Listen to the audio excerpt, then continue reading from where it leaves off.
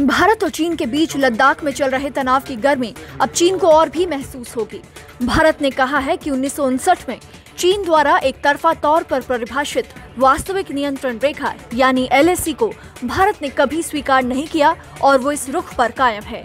भारत ने चीन से ये भी कहा कि वो वास्तविक नियंत्रण रेखा को एक तरफा परिभाषित करने से बाज आए।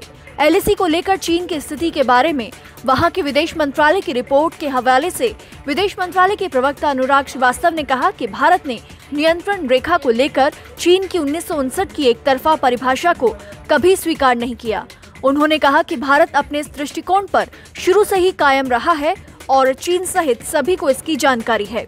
उन्होंने इस संदर्भ में LAC पर अमन चैन बनाए रखने के 1993 के समझौते, 1996 के विश्वास बनाए रखने के उपायों संबंधी करार, आपसी विश्वास कायम रखने के उपायों को लागू करने की 2005 की संधि और सीमा मसले के समाधान के राजनीतिक मानदंडों और दिशा निर्देशों के सिद्धांत के बारे में 2005 के समझौते का भी जिक्र किया। वास्तविक नियंत्रण रेखा पर स्पष्टीकरण की इच्छा जताते रहे हैं, लेकिन इस पर चीन के कारण बात आगे नहीं बढ़ पाई।